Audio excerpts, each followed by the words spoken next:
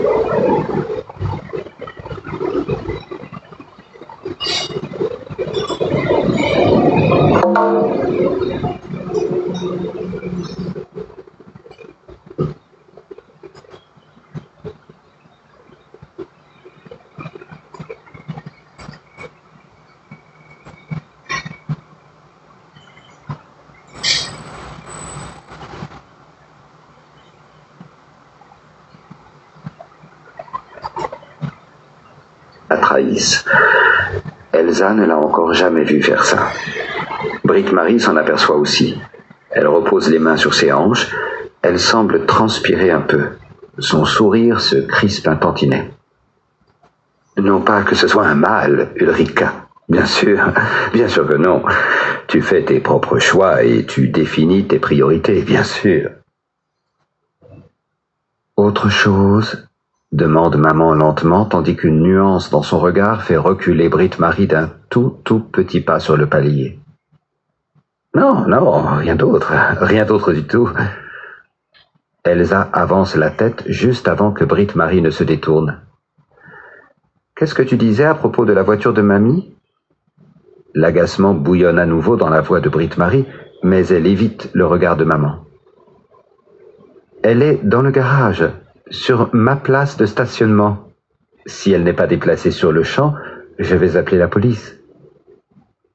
Elsa oublie de cacher son étonnement. Comment elle est arrivée là?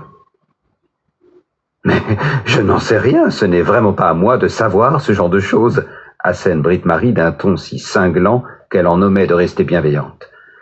Puis elle s'adresse de nouveau à maman avec un regain de courage. La voiture doit être déplacée séance tenante, sinon j'appelle la police, Ulrika. La maman d'Elsa hoche la tête avec un regain de résignation. Je ne sais pas où sont les clés de la voiture, Brit Marie. Ah non? Mais ce n'est vraiment pas à moi de le savoir. Vous devriez tout de même vous occuper vous-même de vos clés dans votre famille. La rabroue Brit Marie. La maman d'Elsa se masse les tempes. J'ai besoin d'une aspirine, dit-elle tout bas. Brit Marie se rappelle tout à coup comment sourire avec bienveillance, ce qu'elle met en application. Si tu ne buvais pas tant de café, tu n'aurais peut-être pas aussi souvent mal à la tête, Ulrika. Puis elle descend si vite l'escalier que personne n'a le temps de lui répondre. Maman referme la porte avec sang-froid, mais pas tout à fait autant que d'habitude, remarque Elsa. Maman se dirige vers la cuisine. Son téléphone retentit. Elsa la suit, songeuse. Qu'est-ce qu'elle voulait dire? Demande-t-elle. Elle pense que je ne devrais pas boire autant de café pendant la grossesse, répond maman. Elle joue l'idiote. Elsa déteste quand elle joue l'idiote. Chaud, comme si c'était de ça que je parlais. Maman saisit le téléphone, posé à côté de l'évier. Je dois prendre l'appel, ma chérie, dit-elle. De quoi parle Brit Marie quand elle prétend que la carrière passe avant les enfants dans notre famille ou que c'est héréditaire? Elle parle de mamie, c'est ça? Veut savoir Elsa. Le téléphone continue à sonner. C'est l'hôpital, je suis obligé de répondre, dit maman. Non, tu n'es pas obligé, affirme Elsa. Elle se dévisage en silence, tandis que la sonnerie retentit encore 2 fois. À présent, ce sont les poings d'Elsa qui sont serrés. Les doigts de maman glissent sur l'écran.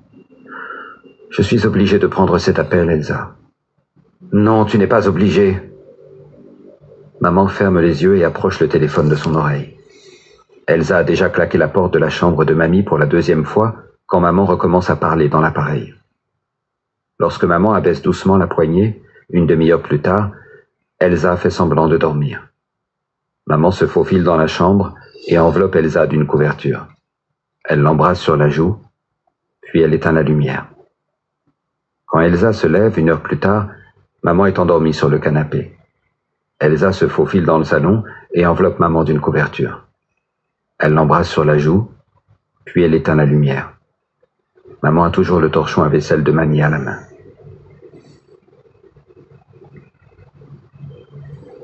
Elsa attrape une lampe de poche dans un carton posé dans le couloir et enfile ses chaussures. Elle sait à présent où se trouve le prochain indice de la chasse au trésor de mamie. Chapitre 13, 20. Oui. C'est un peu difficile à expliquer en fait. Beaucoup des contes de mamie le sont.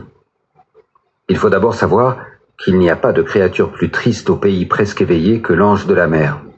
Et ce n'est que quand Elsa se souvient de l'histoire qu'elle saisit vraiment la logique derrière la chasse au trésor de mamie.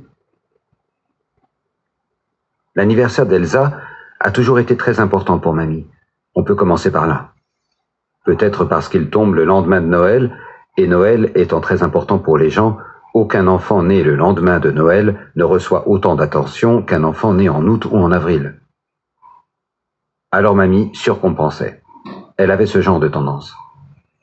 Même si la maman d'Elsa lui avait interdit d'organiser d'autres anniversaires surprises, après celui où elle avait lancé des feux d'artifice à l'intérieur d'un fast-food et mis le feu à une fille de 17 ans déguisée en clown pour amuser les enfants. Elle était très amusante, doit dire Elsa pour la défense de la fille. Elsa a appris certains des plus beaux jurons qu'elle connaît ce jour-là. Le truc à Miamas, c'est qu'on ne reçoit pas de cadeaux à son anniversaire. On en donne. On offre des choses auxquelles on tient énormément aux personnes auxquelles on tient encore plus. C'est pour ça qu'à Miamas, on attend avec tant d'impatience l'anniversaire des autres, et c'est de là que vient l'expression « Que reçoit-on de quelqu'un qui a tout ?» Bien entendu, cette phrase a un jour été consignée dans une histoire que les angelots ont lâchée dans le monde réel, et ensuite un tas de gros futés ont compris « Que donne-t-on à quelqu'un qui a tout ?» Il fallait s'y attendre. Après tout, ce sont les mêmes gros futés qui ont réussi à mal interpréter le mot « interpréter ». À Miamas, les interprètes sont des créatures qu'on peut décrire le plus simplement comme le croisement entre une chèvre et un biscuit au chocolat. Ils sont très doués en langue vivante et faisaient d'excellentes grillades jusqu'au jour où Elsa est devenue végétarienne et que mamie n'a plus eu le droit de raconter cette histoire sans qu'elle en fasse un fromage. Quoi qu'il en soit, Elsa est née le lendemain de Noël, il y a près de 8 ans, le jour où les chercheurs ont enregistré la plus forte émission de rayons gamma sur le magnétar. Une autre chose qui est arrivée ce jour-là est qu'un tsunami s'est produit dans l'océan Indien. Elsa sait que c'est une super grande vague provoquée par un tremblement de terre, mais sous la mer. Un tremblement de mer, donc, si on veut chipoter. Elsa chipote beaucoup. 200 000 personnes sont mortes au moment où Elsa commençait à vivre. Parfois, quand maman croit qu'Elsa ne l'entend pas, elle raconte à Georges qu'elle a tellement mauvaise conscience que ça lui fait mal au cœur, car ce jour est le plus beau de sa vie. Elsa allait avoir 6 ans la première fois qu'elle a lu cette histoire sur Wikipédia. Le jour de son anniversaire, mamie lui a raconté l'histoire de l'ange de la mer, pour lui expliquer que tous les monstres n'en sont pas dès le début et n'ont pas tous l'aspect de monstres, que certains ont un monstre en eux. Parce que la toute dernière chose qu'entreprirent les ombres avant la conclusion de la guerre sans fin fut de détruire Mybatalos, celui des 6 royaumes du pays presque éveillé où grandissaient tous les guerriers. Mais ensuite, l'arrivée de Cœur de Loup avec les Worths renversa la situation, et quand les ombres fuirent le pays presque éveillé, elles coururent sur la mer qui borde les 6 royaumes avec une force terrible. De leurs empreintes à la surface de l'eau, naquirent des vagues monstrueuses qui se fracassèrent les unes contre les autres, jusqu'à n'en former qu'une, haute de 10 000 éternités de compte. Et pour que nul ne poursuive les ombres, la vague se jeta à toute allure sur les terres. Elle aurait pu dévaster tout le pays presque éveillé. Elle aurait pu détruire tous les châteaux, toutes les maisons et tous ceux qui y habitaient, comme toutes les armées d'ombre de toutes les éternités n'y seraient jamais parvenues. Mais 100 anges de neige sauvèrent les 5 royaumes survivants. Tandis que tous fuyaient, les 100 anges de neige se précipitèrent à l'encontre de la vague. Avec leurs ailes déployées et dans leur cœur les plus grands pouvoirs de toutes les histoires grandioses, ils formèrent une muraille pour lui barrer la route. La vague engloutit la muraille vivante, mais ne réussit pas à la franchir. Car même une vague d'ombre ne peut triompher de 100 anges de neige prêts à mourir pour que tout un monde de contes vive. Un seul se détourna des masses d'eau. Même si mamie disait toujours que les anges de neige ne sont qu'un ramassis d'idiots arrogants qui empestent le vin et ainsi de suite, elle n'a jamais nié l'héroïsme qu'ils témoignèrent ce jour-là. Car le jour où la guerre sans fin se termina fut le plus beau de tous les temps pour les habitants du pays presque éveillé, sauf pour les 100 anges de neige. Après ce jour, l'ange erra le long de la côte, pliant sous le poids d'une malédiction qui lui interdisait de quitter l'endroit où ceux qu'il aimait lui avaient été enlevés. Il erra si longtemps que les habitants des villages côtiers oublièrent qui il était autrefois et se mirent à l'appeler l'ange de la mer. Plus les années passaient, plus l'ange sombrait dans un gouffre de chagrin, jusqu'à ce que son cœur se fendît en 2 morceaux et scindât son corps comme un miroir brisé. Quand les enfants venaient l'épier sur la côte, ils apercevaient un instant dans un éclat de visage des traits si beaux que même les roses fleurissaient d'admiration. Mais l'instant suivant, l'éclat de visage se retournait et leur renvoyait une vision si épouvantable, si difforme et si féroce qu'ils fuyaient vers leur village en hurlant. Car tous les monstres n'en sont pas dès le début. Certains sont des monstres nés du chagrin. Selon une des histoires les plus populaires de Miyamas, c'est un petit enfant qui parvint un jour à lever la malédiction, à libérer l'ange de la mer des démons des souvenirs qui le retenaient prisonnier.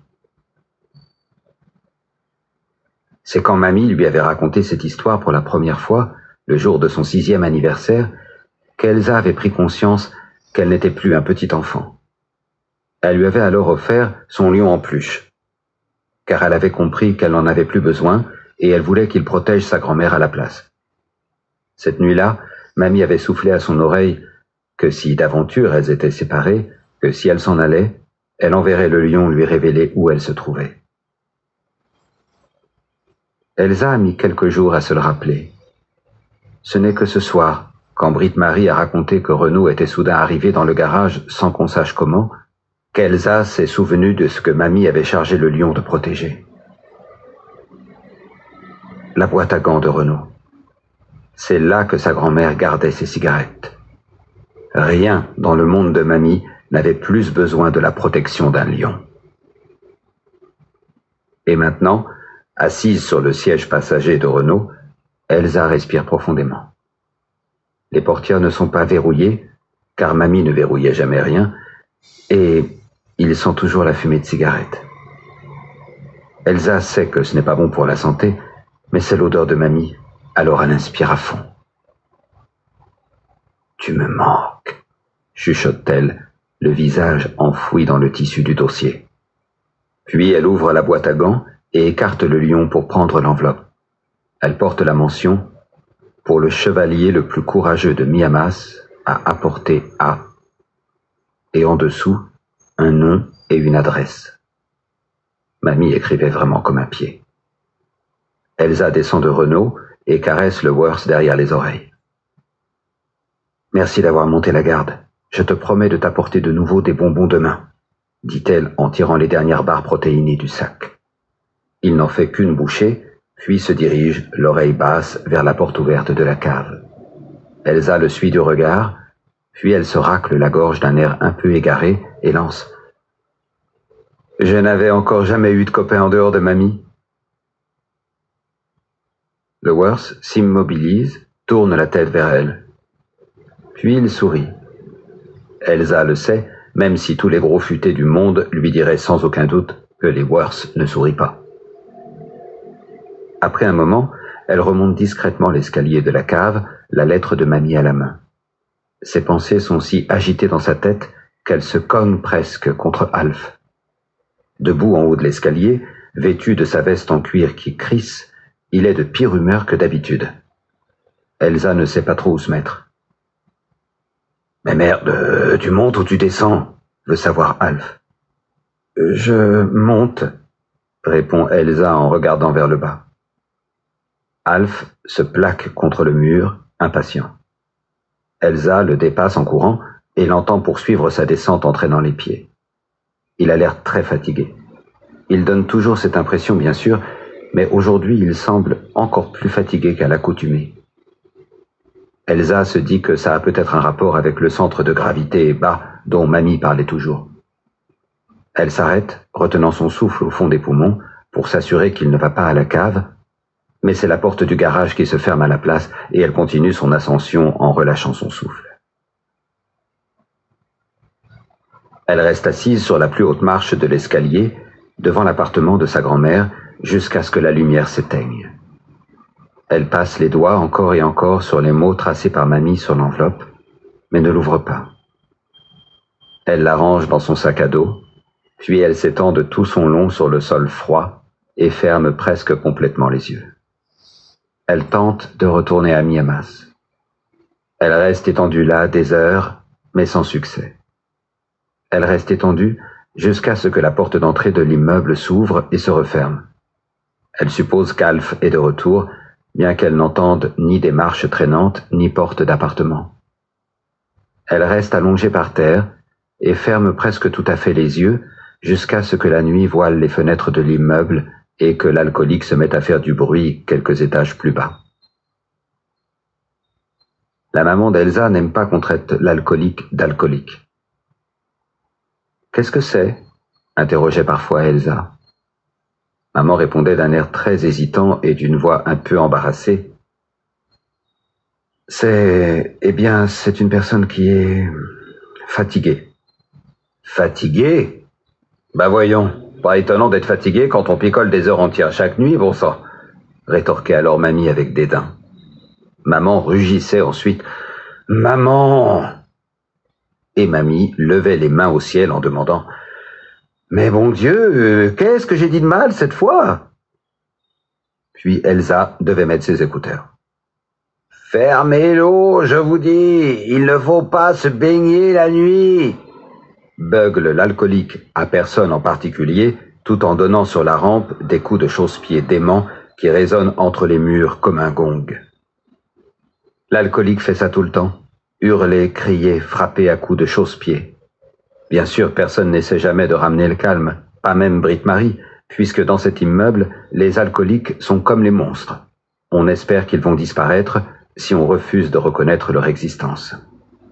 Elsa s'accroupit et jette un regard furtif dans le jour au centre de la cage d'escalier. Elle n'entrevoit que les chaussettes de l'alcoolique qui passe en agitant le chausse-pied comme pour écarter des herbes hautes. Elsa ne peut pas vraiment s'expliquer son geste, mais elle se hisse sur la pointe des pieds et descend discrètement la première volée de marche. Pure curiosité, peut-être. Simple ennui, frustration de ne plus pouvoir se rendre à Miamas, sans doute plus plausiblement. La porte de l'appartement de l'alcoolique est ouverte. Un lampadaire renversé diffuse une faible lumière. Les murs sont couverts de photos. Elsa n'en a jamais vu autant. Elle croyait que mamie en avait beaucoup au plafond, mais ici, il doit y en avoir des milliers. Chacune, dans un cadre en bois blanc, elles représentent toutes 2 adolescents et un homme qui doit être leur père. Sur l'une d'elles, un grand tirage juste à côté de la porte, l'homme et les 2 garçons posent sur une plage avec en arrière-plan la mer d'un bleu étincelant. Les garçons portent des combinaisons de plongée. Ils sourient. Ils sont bronzés. Ils semblent heureux. Sous le cadre, une de ces cartes de vœux qu'on achète dans une station-service quand on a oublié d'en acheter une meilleure chez le fleuriste. Elle porte les mots « Pour maman, de la part de tes fils ». Un miroir est accroché à côté, brisé en 1000 morceaux. Le cri qui envahit la cage d'escalier un instant plus tard est si soudain et lourd de colère qu'Elsa perd l'équilibre et glisse sur les 4 ou 5 dernières marches, droit dans le mur. L'écho la submerge, lui griffant les tympans. « Qu'est-ce que tu fais là ?» Elsa regarde fixement l'alcoolique qui l'observe entre les barreaux de la rampe, un étage plus bas. Celle-ci brandit le chausse-pied d'un air menaçant. Elle semble à la fois folle de rage et effrayée. Son regard vacille. Sa jupe noire est toute froissée à présent. Elle empeste le vin, les effluves d'alcool montent jusqu'à Elsa. Ses cheveux ressemblent à un carton de guirlande lumineuse où se seraient battus des oiseaux. Elle a de grands cernes violets sous les yeux. La femme à la jupe noire chancelle. Elle essaie certainement de crier, mais n'émet qu'un râle. « Il ne faut pas se baigner la nuit. L'eau, fermez l'eau, ils vont tous se noyer. » Le câble blanc, dans lequel elle parle sans cesse, lui pend toujours à l'oreille, mais l'affiche se balance à hauteur de ses hanches. Il n'y a rien au bout du cordon, et Elsa comprend qu'il n'a sans doute jamais été branché, ce qui n'est pas si facile à comprendre pour une petite fille de presque 8 ans. Mamie racontait des histoires sur beaucoup de choses, mais jamais sur les femmes en jupe noire qui font semblant de téléphoner dans l'escalier pour que les voisins ne se doutent pas qu'elles achètent de telles quantités de vin pour elles seules. La femme à la jupe noire